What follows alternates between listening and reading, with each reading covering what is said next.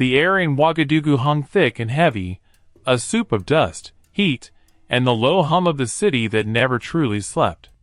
For Captain Ibrahim Traoré, it felt heavier than usual, burdened by the weight of a secret that threatened to choke the fragile hope of Burkina Faso. A dedicated officer, known for his quiet competence and unwavering loyalty to his country and its people, Ibrahim found himself on the precipice of a mission that would demand more than just his courage. It would demand his very self. Rumors of a coup plot had been circulating like a fever through the capital's corridors of power and military barracks. Not just whispers, but concrete intelligence fragments pointing to high-ranking officials and influential figures preparing to plunge the nation into chaos for their own gain. The situation was dire. Loyalty was suspect, and those truly committed to Burkina Faso found themselves isolated and vulnerable. Colonel Mamadou Diallo, a man Ibrahim respected deeply, summoned him one sweltering afternoon. Diallo's face, usually etched with stern determination, was clouded with weariness and concern. "Ibrahim," the Colonel began, his voice low and strained. "You've seen the reports. You know what they are planning." Ibrahim nodded, his jaw tight. He knew. He had seen the fragments, pieced together the horrifying potential. Another cycle of violence, another blow to the country's struggling progress. "We need proof, irrefutable proof," Diallo continued, leaning forward. "Enough to preempt them, to expose them before they strike. But they are too well guarded, too cautious within their own circle. We can't infiltrate them with standard methods." Diallo met Ibrahim's gaze, a difficult request forming in his eyes. "We need someone they won't suspect. Someone who can blend into the fringes, someone useful to them, but not one of them. Someone who can listen, observe, gain trust, from the outside, looking in." Ibrahim understood instantly. A deep cover operation. Not in some foreign land, but in his own city, among his own people, but as someone he was not. The danger was immense. Discovery meant not just failure, but disappearance. "You are known for your principles, Ibrahim," Diallo said, almost regretfully. "But you also possess a rare adaptability, a sharp mind, and you are not widely recognized outside official circles. It must be you." The weight of the request settled heavily on Ibrahim's shoulders. Saving the people he had sworn to protect. The hope of Ouagadougou, the resilient spirit of the Burkinabe people, they were the reason he wore the uniform. But the path Diallo was proposing felt like walking through fire. "I will do it, Colonel," Ibrahim replied, his voice steady despite the turmoil inside. "This is not a mission for the faint of heart, Captain," Diallo warned. "You will be alone. You will be a ghost. Your identity as Captain Ibrahim Traoré must vanish completely. If you are compromised, we cannot acknowledge you." The following days were a blur of intense, secret preparation. A new identity was forged, Moussa Touré. A man of no fixed address, no clear profession, someone who could source things, move things, find things, for the right price. Moussa was cynical, pragmatic, driven by self-interest.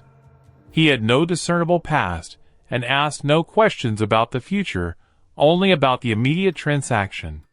This was the persona Ibrahim had to become.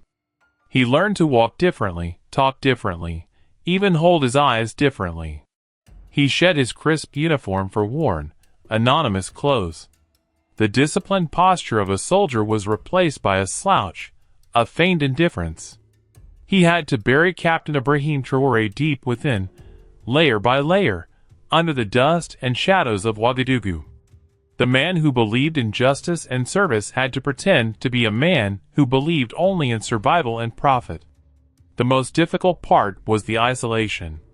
He couldn't tell anyone, not friends, not comrades, not even a fictional family.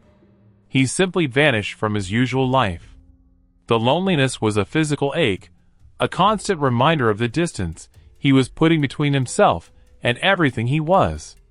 Armed with a new name, fabricated documents, a hidden sidearm, and a small amount of cash, Captain Ibrahim Traoré stepped into the bustling anonymity of Ouagadougou, leaving his soul vulnerable as he donned the skin of Moussa Touré.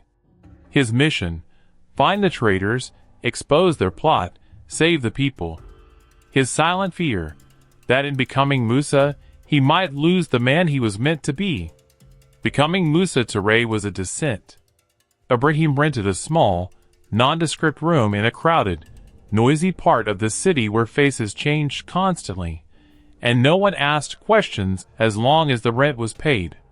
His new life revolved around bars, markets, and back alleys, places where deals were struck in hushed tones and discretion was paramount. Moussa Touré offered services. Need something moved without checkpoints? Moussa knew a route. Need to find someone discreetly? Moussa had ears everywhere. Need a private place for a meeting? Moussa could arrange it. His currency was information and logistics, bought and sold in the gray spaces of the city. The first few weeks were agonizing. Ibrahim, the man of principle, had to grit his teeth and play along with petty corruption, casual cruelty, and blatant disrespect for the law he had sworn to uphold.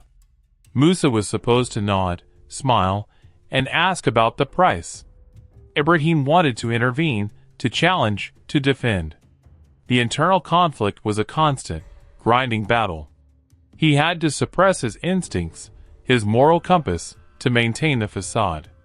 He learned the language of this world, veiled threats, coded phrases, the subtle shifts in power dynamics. He observed the network, identifying the smaller fish who were connected to bigger sharks. Moussa built a reputation, reliable, silent, and motivated solely by money. It was a repulsive role, a daily performance that chipped away at his idealism. He slept fitfully, haunted by the fear of slipping up, of a flicker of the real Ibrahim appearing in his eyes. Through a chain of intermediaries, Moussa eventually connected with a man named Salif.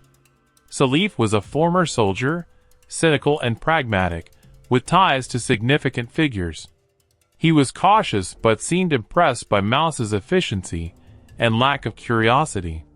Salif began using Moussa for minor tasks, courier work, setting up meetings, gathering seemingly innocuous information that, when pieced together, hinted at something much larger. One evening, Salif brought Moussa to a clandestine gathering in a heavily guarded compound on the outskirts of the city. Moussa was positioned near the entrance, tasked with controlling access and observing the periphery.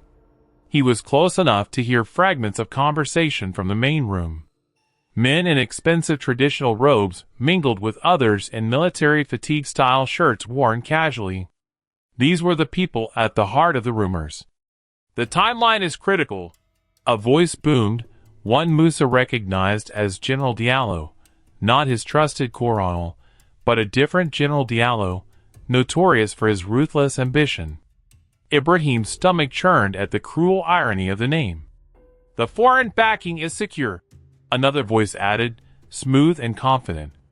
Moussa recognized him from television, Minister Karim Sanogo, a powerful politician known for his fiery speeches against corruption while living a life of opulent excess. "Loyalist units will be neutralized first," a third voice stated matter-of-factly, a chill running down Ibrahim's spine. This was Major Kamara, an officer Ibrahim had once respected before whispers of his increasing radicalization emerged. They were discussing the coup openly, casually. Neutralizing loyalist units, that meant his own comrades, perhaps even Coronel Mamadou Diallo himself. Ibrahim's heart hammered against his ribs, a silent alarm under the impassive mask of Moussa.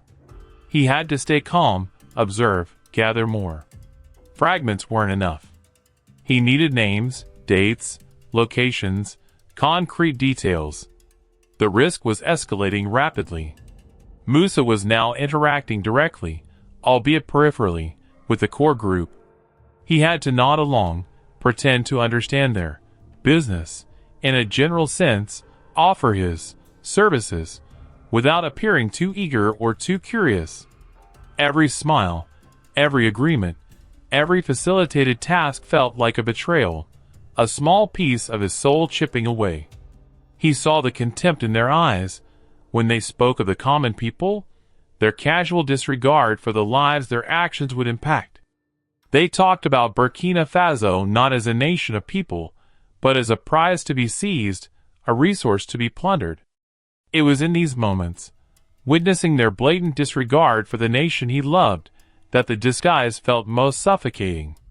He wanted to scream, to expose them there and then, but Ibrahim the soldier knew that would be suicide and the mission would fail. It was Musa the pragmatist who kept his silence, his face impassive, his eyes cold and calculating. At this point, deeply embedded in the conspiracy, and forced to witness such casual disregard for human life and national integrity, Musa/Ibrahim is facing an immense moral battle. What do you think is the hardest part of such a deep cover operation? Is it the physical danger, the isolation, or the psychological toll of pretending to be someone you despise? Share your thoughts in the comments below. The days bled into weeks. Musa facilitated more tasks, overheard more conversations. He learned the code names for key objectives, the planned date of the takeover, the roles assigned to various individuals. The puzzle pieces were coming together, forming a terrifying picture of betrayal on a grand scale. The planned operation was comprehensive, targeting key infrastructure, media outlets, and military strongholds loyal to the current, legitimate authority. The pressure was immense. Ibrahim had to transmit information back to Coronel Diallo through a convoluted and dangerous network of dead drops and coded messages. Each transmission was a risk, a moment where one wrong move could unravel everything. He was functioning on minimal sleep, maximum tension, and the constant internal struggle between Ibrahim's principles and Mouse's survival tactics. The lines were blurring. He found himself thinking like Musa even when alone, the cynicism seeping into his thoughts. Had the disguise begun to consume him? Was he losing his soul? The planned date for the coup was set for the coming days. The window of opportunity to act was closing rapidly. Ibrahim knew he needed definitive proof, something undeniable that would leave the plotters no room for denial and galvanize the loyal forces. The chance came through Salif. Becoming increasingly trusting, or perhaps complacent, Salif asked Musa to help transport a collection of documents to a secure location just 24 hours before the plan struck. Salif would be present, but Musa would handle the physical transfer. Ibrahim's heart leaped. It was incredibly risky to handle the plot documents directly, but this was the only way to get the undeniable evidence. During the transfer, in a moment when Salif was distracted by a phone call, Ibrahim, his hands trembling slightly despite his efforts to appear calm, used a small, hidden camera provided by Coronel Diallo to quickly photograph key pages of the documents. Maps, lists of targets, communication codes, and, crucially, a full list of participants with their assigned roles and signatures. The proof. It was in his hands. The tension in the air was almost unbearable. The photographs were secured, but he had to get them to Coronel Diallo immediately. The next prearranged contact was the following morning, in a busy market, a brief, seemingly accidental encounter. That night was the longest of Ibrahim's life. He couldn't sleep, replaying every moment of the transfer, every interaction with Salif. Had he shown any sign of nervousness? Any flicker of the real Ibrahim? The fate of Burkina Faso, and his own life, hung precariously in the balance. He clutched the small camera, the weight of its contents feeling heavier than any weapon. He was Ibrahim Traoré, but the echo of Musa Touré's detached cynicism was a cold presence beside him. Had the cost been too high? The market at dawn was a riot of sounds and smells.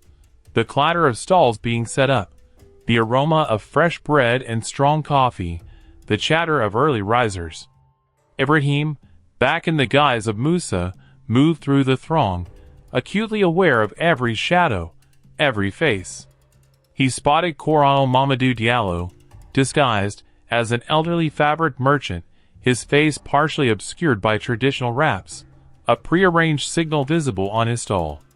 With a practiced nonchalance, Musa approached the stall, haggled loudly over a piece of cloth, and in a swift, almost imperceptible movement, exchanged a small bag.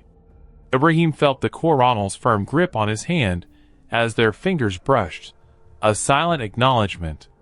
Inside Mouse's bag was the camera with the proof, in the Coronel's, a confirmation message. Received. Prepare. Time is now.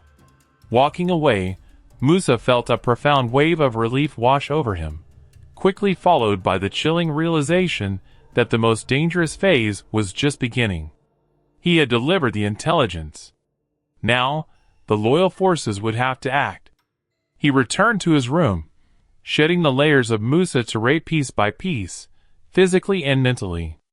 The cheap clothes, the slouch, the cynical mask, he tried to peel them away, to rediscover Captain Ibrahim Traoré underneath. It was harder than he expected. The cynicism clung to him, a layer of grime on his soul. Had the shadows changed him permanently?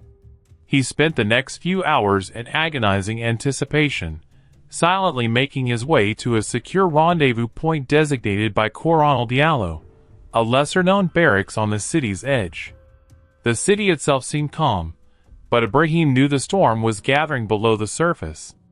Every distant siren, every unexpected vehicle, tightened the knot in his stomach. He arrived at the barracks just as the sky began to lighten, the pre-dawn twilight painting the horizon in hues of purple and gray. The atmosphere inside was taut with readiness. Loyal officers, their faces grim but resolute, were poring over maps and coordinating movements. They were armed with the knowledge Ibrahim had risked everything to obtain. Coronel Mamadou Diallo met him, his eyes filled with a mixture of relief and admiration. "Captain," he said, his voice husky. He didn't need to say anything more. The success of the mission was understood. "Your work saved us. The evidence is undeniable. We moved immediately." Ibrahim felt a surge of exhaustion, so profound it threatened to buckle his knees. He had done it. He had prevented the coup. Thanks to the information from Musa TRAORÉ, the loyal forces had been able to preempt the plotters, apprehending the key figures and securing strategic locations before the operation could be fully launched. Sporadic gunfire echoed from different parts of the city as the morning wore on, brief clashes as the remnants of the plot were contained. But the coordinated, large-scale takeover plan by the traitors never materialized. The dawn arrived, not with the chaos of a successful coup, but with the quiet confirmation that disaster had been averted. The city slowly awoke, largely unaware of the catastrophe that had been narrowly avoided in the shadows. The immediate threat was neutralized, but the reckoning was yet to come. The captured plotters had to be confronted, and their betrayal laid bare. Given the sensitive nature and the need to maintain stability, a public trial was deemed too risky. Instead, a swift, internal military tribunal was convened, a somber assembly of loyal officers who would hear the evidence and pass judgment on their former comrades. The setting was a secure conference room, austere and functional. The air was heavy with the weight of broken trust. On one side of a long table sat the council of senior, loyal officers, led by Coronel Mamadou Diallo. On the other, under armed guard, were the accused, General Diallo, the plotter, Minister Sanogo, Major Kamara, and several others. The arrogance Ibrahim had seen in them during the clandestine meetings was gone, replaced by a mixture of defiance, shock, and fear. Then, the door opened, and Captain Ibrahim Traoré walked in. He wasn't in uniform. He wore simple, civilian clothes, a deliberate choice, a bridging of the two worlds he had inhabited. His eyes, however, were sharp, clear, and held a quiet authority that transcended rank. A collective gasp, a stir of disbelief and fury, rippled through the accused as they recognized him. The man they knew as Musa TRAORÉ, the useful ghost who operated on the fringes, was standing before them as Captain IBRAHIM TRAORÉ. "You?" General Diallo spat, his face contorted with rage and disbelief. "The rat! The spy!" IBRAHIM stopped before the table, his posture straightening, the military bearing returning instinctively, powerfully. He didn't respond to the insult. His gaze swept over the faces of the men who had been willing to burn their country for power. "Gentlemen," Coronel Mamadou Diallo announced, his voice firm, "we are gathered to consider the evidence of high treason. The proof of the coup plot has been gathered at immense risk by a loyal officer who infiltrated the ranks of the conspirators." He gestured towards IBRAHIM. "Captain IBRAHIM TRAORÉ, who operated under the identity of Musa TRAORÉ." IBRAHIM stepped forward. He began to speak, his voice steady, recounting the journey. He described assuming the persona of Musa, the world he inhabited, the contacts he made. He detailed the meetings, the overheard conversations, the names, the plans. He spoke of the gathering where he first heard them speak of neutralizing loyalists, of securing foreign funds, of the timing. He looked directly at General Diallo and Minister Sanogo as he spoke, their faces hardening with futile denial. "I saw the target lists, General," IBRAHIM said, his voice now carrying the full weight of his experience. "I saw the maps. I heard you laugh about the people, about how easily the nation could be taken." He placed the small camera on the table. "And here is the proof. Photographs of your own documents with your own signatures." Murmurs swept through the council members. The accused shifted uneasily. Major Kamara stared at the floor. Minister Sanogo sputtered protests, calling it a fabrication, a frame-up. But the general remained silent, his earlier bluster deflated by the undeniable evidence. IBRAHIM continued, his voice rising, no longer just for counting facts, but expressing the deep moral injury he had sustained. He spoke of the contempt in their voices, the casualness with which they discussed violence and control. "I had to become someone I despised to uncover what you were doing," IBRAHIM said, his gaze unwavering as he looked at the plotters. "I listened as you planned to spill the blood of my brothers and sisters, to extinguish the hope in this country. For what? For power? For greed?" He paused, the emotional intensity in the room palpable. "You are not just traitors to the military or to the government. You are traitors to Burkina Faso, to the people.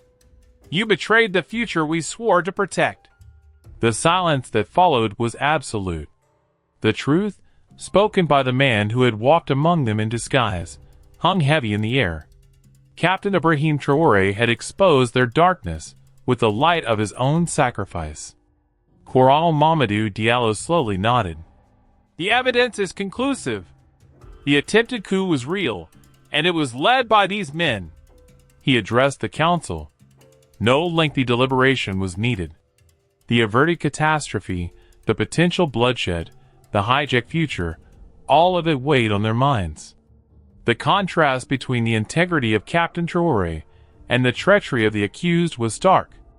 General Diallo, Minister Sanogo, Major Kamara, and the others, Coronel Mamadou Diallo declared, his voice resonating with solemnity.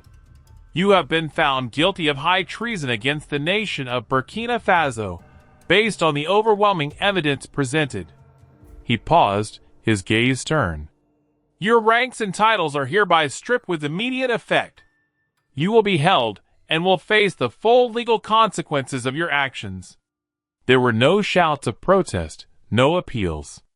The accused, finally cornered by the truth and the evidence, seemed to shrink in their seats. The illusion of their power shattered. They were led away under guard, their footsteps echoing in the silent room. IBRAHIM TRAORÉ watched them go, a complex mix of relief and emptiness settling in his chest. The mission was complete. The plot exposed, the traitors confronted, justice served in the quiet dawn. With the confrontation over, the silence in the room felt profound, heavy with the aftermath.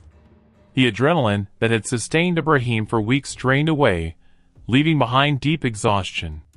Coronel Mamadou Diallo approached him, his hand resting on Ibrahim's shoulder. "You saved the country, Ibrahim," the Coronel said, his voice filled with genuine gratitude and respect. "Your courage and sacrifice will not be forgotten." Ibrahim nodded, his throat tight. Sacrifice. He thought about the cost.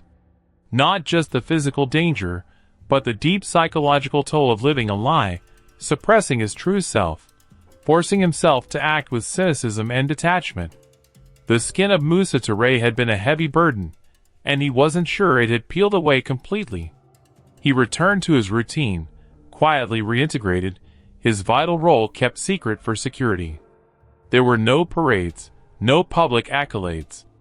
His reward was internal, the knowledge that he had stood against the darkness and helped preserve the fragile light of hope in Burkina Faso. But he was changed. The world didn't look quite the same through eyes that had seen its underbelly so intimately. The innocent bustle of the market could no longer completely mask the currents of corruption and ambition that lurked beneath. The naive trust of some citizens felt vulnerable to exploitation. He had seen the face of betrayal up close, and it was a face he had, for a time, worn himself. The cynicism of Moussa Touré hadn't vanished entirely. It was a shadow that sometimes fell over Ibrahim's thoughts, a reminder of the darkness he had inhabited. He struggled to reconcile the principled soldier with the man who had pretended indifference in the face of wickedness. He hadn't lost his soul entirely, but it felt scarred, tested in a way that combat never could. The foiled coup was a victory, but not an end to the struggle. The conditions that gave rise to such plots, poverty, desperation, the thirst for power, still existed in Burkina Faso. The fight for a secure, just, and prosperous future was ongoing. Captain Ibrahim Traoré, the man who wore a disguise to save his people, now carried the weight of that experience. He knew that vigilance was not just military, but also moral. The defense of the nation required not only weapons, but also integrity, a commodity he had seen traded away so easily by men who held high positions. He walked the streets of Ouagadougou, anonymous in the crowd. No one recognized him as the man who had prevented a national disaster. Most would never know his name. But when he felt the red dust under his feet, or saw the determined set of a street vendor's jaw, or the bright, hopeful eyes of a child, he remembered why he had done it. The heart of Burkina Faso still beat, resilient and strong. And he, Ibrahim Traoré, had played his part in ensuring it would continue to beat. The dawn had come, not with the sound of a coup, but with the promise of another day, fragile but full of potential. Ibrahim knew the shadows would always be there, but he had faced them, walked among them, and emerged, perhaps scarred, but with his soul still intact, though forever marked by his journey through the darkness to save the light. His story is a testament to the hidden costs of courage, the profound burden of sacrifice, and the enduring fight for a nation's soul against those who would betray it from within.